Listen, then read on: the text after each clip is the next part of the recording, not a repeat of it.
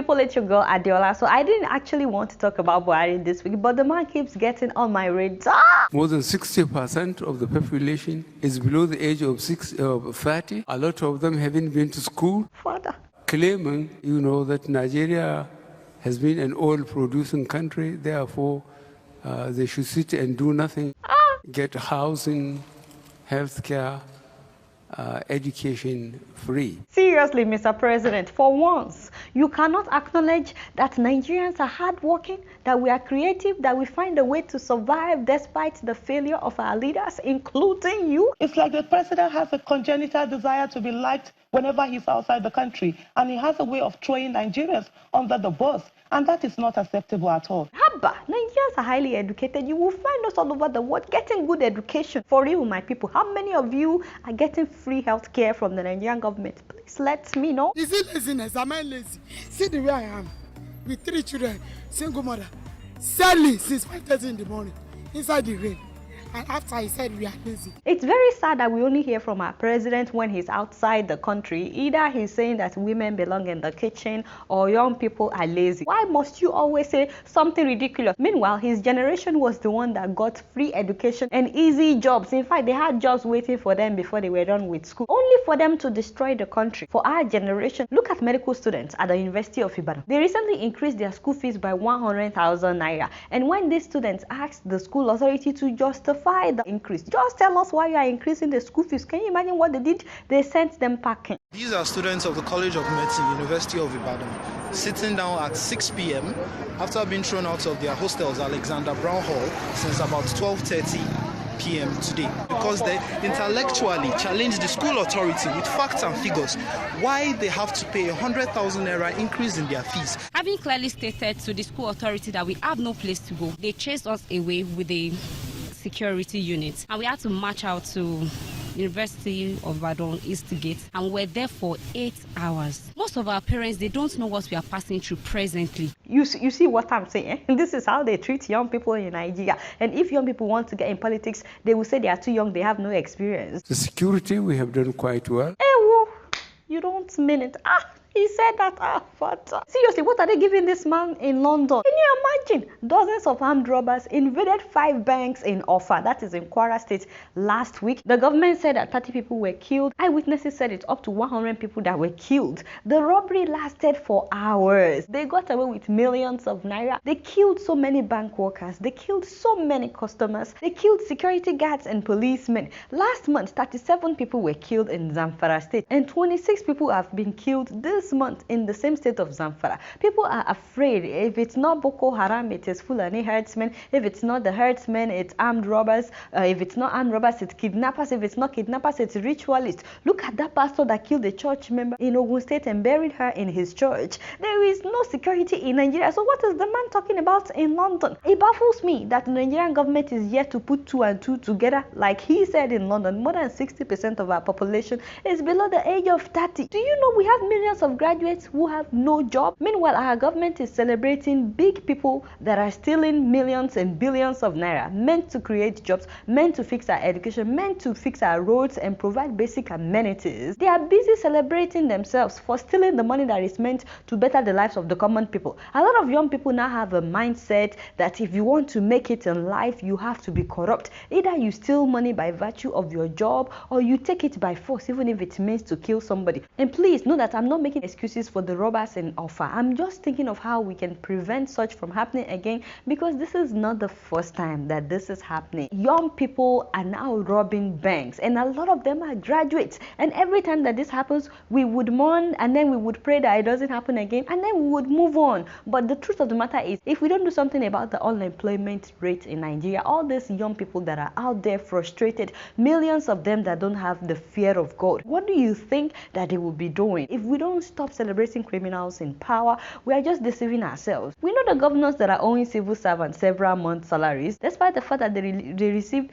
bailout fund from the president. We also know that our senators are buying fancy cars, flaunting them on the internet. We know all these things, but when we see them, we still honor them. No be so. What message are we passing to young people? One of the officers killed in Offa was supposed to retire next year. That is Officer Ayesami. His son said that no police or government official has visited them, not to talk about taking care of them since their father was killed. There's no how we are going to survive in this family right now.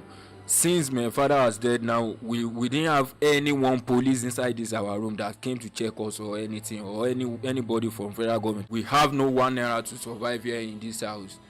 We have nothing. But you know something else that he said that scared me? All our benefits with them, they should just try to give us as soon as possible, or else if they want the children to turn to another thing on street again. Well, I'm not sure exactly what he's saying, but the message that I got is that if you don't want us to become criminals, take care of us. Suddenly, there is noise at the entrance of a Senate chamber, taking lawmakers by surprise. Wait, what is that? As lawmakers try to understand the cause of the noise, some unidentified men walk into the Senate chamber.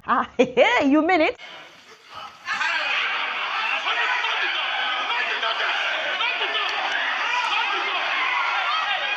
Nigerians have taken their protest to the Senate. They invaded the Senate. They stopped the proceedings and they stole the mess. I'm very happy to see that Nigerians are waking up. Wait, what? Those were not protesters. What do you mean? Those were thugs hired by a senator that was suspended from the Senate. But why didn't you tell me? Why didn't you say something? Get out. Never mind, my people. I actually thought that because of the recent killings that Nigerians got tired and they went to the Senate to say enough is enough. That's what I thought was happening right there. Anyway. Gaddafi, he recruited a lot of people from the Sahel. The opposition got rid of Gaddafi after 43 years. They knew them, they collected those they can collect, eliminated them. The rest escaped, some with their weapons. And we had to face some of them. Wait, stop. What's going on? Mr. President, the herdsmen killing people. So they are mercenaries trained by the late Gaddafi in Libya. So this video was released in January, but he said the same thing again when he got to London. In London, the President of Nigeria said that these killings were as a result of the people who were trained by the late Muammar Gaddafi. Wow, this is worse than I thought. I thought your defense minister said that it's the anti-grazing law that is responsible. So now it is people from Libya that are invading Nigeria. When a commander-in-chief says that he cannot take care of invaders invading Nigeria, why is he still a commander-in-chief? He is totally incompetent. Thank you, sir. You know, you're that fun, you Jay. Okay, Buhari, seriously, I think it's time for the man to rest and play with his grandchildren. You know, too well, okay, Buhari, we'll see you later. Guess what? I'm just keeping it true. Moving on to Togo, I still don't understand how politicians use people against themselves. I'm talking about how police and soldiers were beating up their fellow citizens for a president that clearly doesn't care about them. A president that has not only failed to make their lives better, but he's now refusing to leave at the end of his second tenure. Not to talk about the fact that his father was the president for 38 years. So protests broke out again last week after weeks of no protest because the president of Ghana had been negotiating with their president, that is Fayehun, to step down. Meanwhile, while they were doing the negotiation, the president launched his campaign for the election. That was how the opposition decided to resume their protest, only for the man to send soldiers and policemen to beat up people.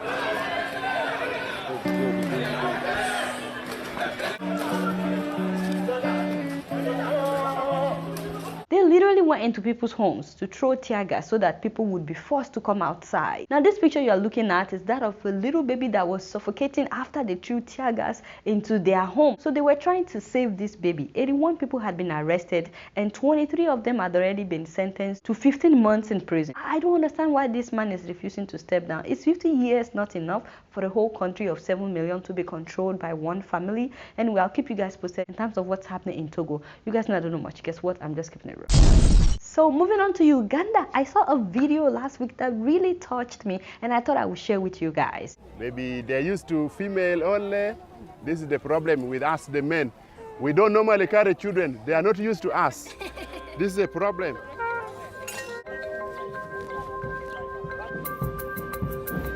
Wow, I was so amazed when I saw that video and I started asking questions like, what would make this man do something like this? We want to put ourselves in the shoes of women. These policemen, they backed babies, they carried firewood on their head, they carried pots. They said this is to put themselves in the shoes of their women just for a few hours, to know the hurdles that women go through. So they did this to stand in support of women in Kampala that had been beaten and raped and murdered. Unfortunately, these policemen waited too long. Last year, within 5 months, 23 women were killed in Wakiso district alone, and most of these women were strangled and sexually assaulted. They even found objects left in their private parts, so the policemen waited too long to do something.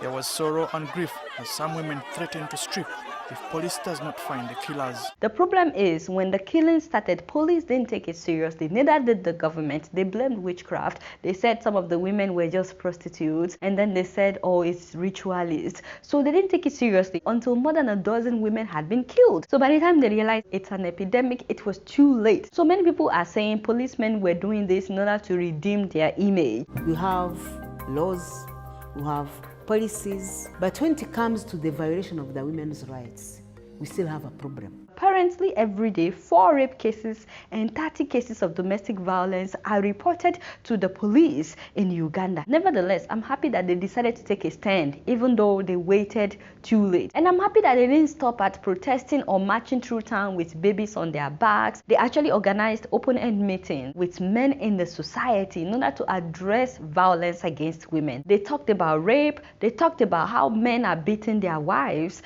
but you know, as expected, there's still a lot of resistance. Over 40,000 defilement in 5 years. Is it right?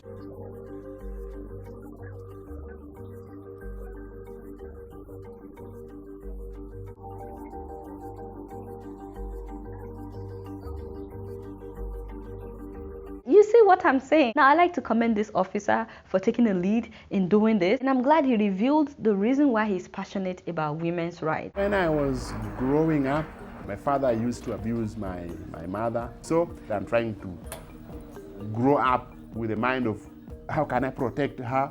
When can I protect her? This inspired me a lot, and I think this is now what I am doing. Yeah, right? We need more men like him to stand up for the rights of women, not just in Uganda, but in the whole of Africa. You guys know I don't know much. Guess what? I'm just keeping it real. So by now you must have heard the leaked phone conversation where a Nigerian lecturer at OAU, that is Obafemi Awolowo University, was asking a female student for sex 5 times before he would pass her. But why did you tell me you are doing it? Why did you tell me? I was really doing my period that day. I swear to God, Professor Akindele, I was doing my period. Oh, mentioning my name. Sorry. I was really doing my period, sir. No, he did not. Did he? Now, God. That was almost the end. Now I'm not doing my period again. That's finished. And your boyfriend has done it yesterday. Wow. Let's have the first one today. And then after it, I'll do it to your person.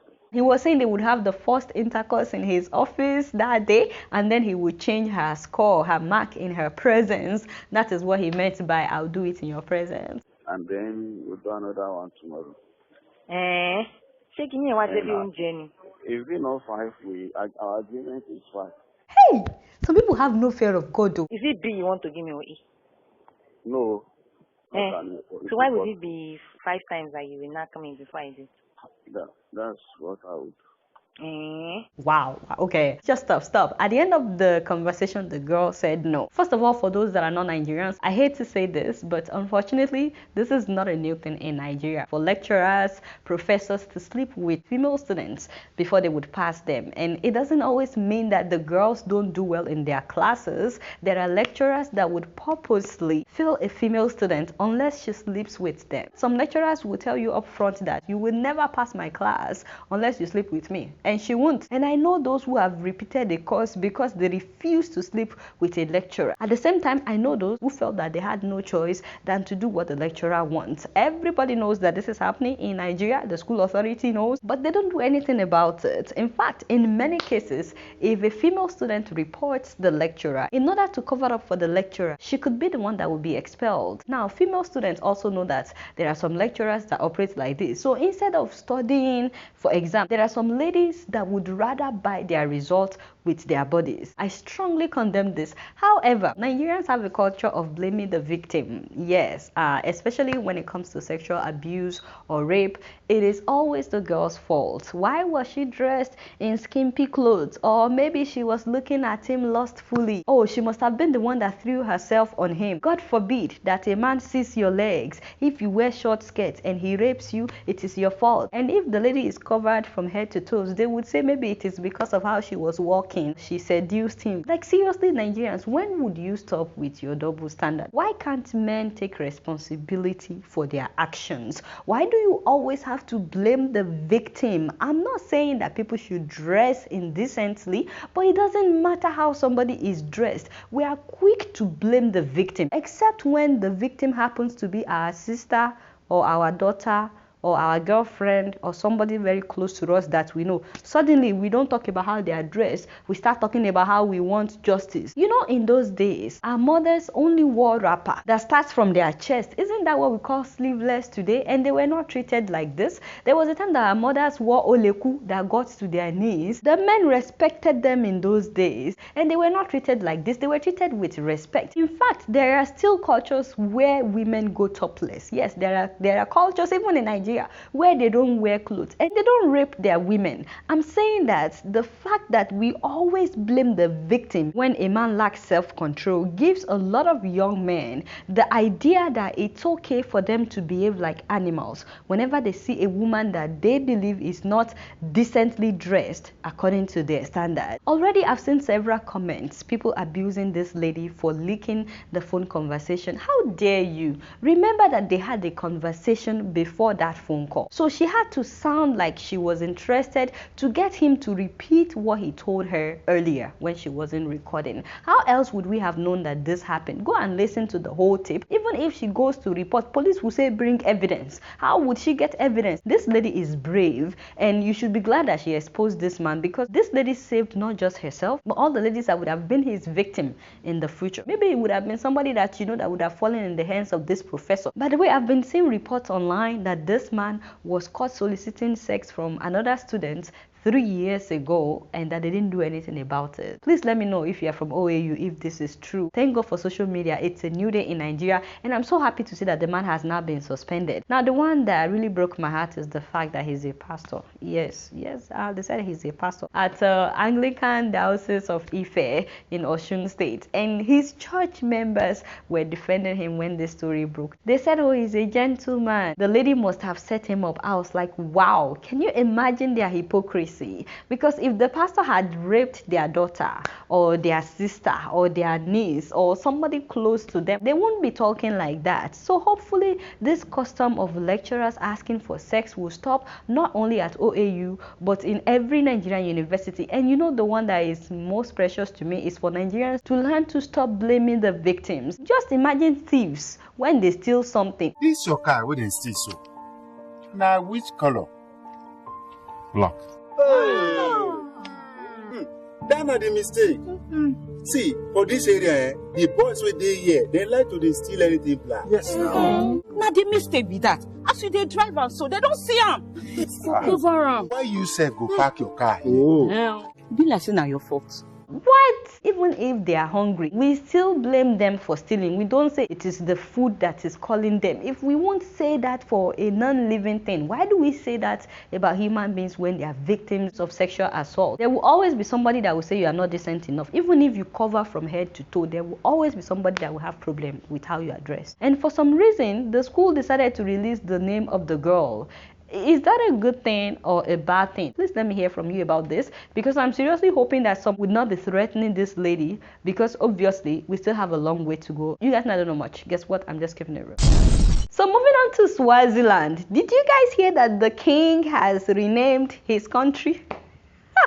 He now calls it the Kingdom of eSwatini. Can you just wake up and rename a country? I didn't know you can just wait. What does that mean, by the way? Place of the Swazi? How is that different from Swaziland? Oh, because it has an English word. They don't want an English word because it reminds them of the colonial masters. Okay, what about doing something to better the lives of your people so that you can actually prove to the colonizers that you're better off without them, that you're doing much better without them, rather than just changing names. I'm not saying that they shouldn't change their names. Many African countries change their names, but why don't we think about how to better the lives of people first? I'm just saying. But I want to know what you guys think, and I would love to hear from people of Swaziland, because I heard that a lot of people were pushing for that name change in Swaziland. So if you're from Swaziland, is that what you want, and is that a priority right now? And even if you're not from Swaziland, let me know what you think about this. I'm so sorry I keep saying Swaziland. We now have to call it the Kingdom of eSwatini. So I still would like to know what you guys think. You guys might don't know much. Guess what? I'm just keeping it real. Alright, y'all, it's been real, and I'm keeping it real right up in here. Don't forget to follow me on Facebook, Twitter, and Instagram. And if you're yet to subscribe to my channel, please make sure that you subscribe. Until next week, I must see y'all later. Peace out.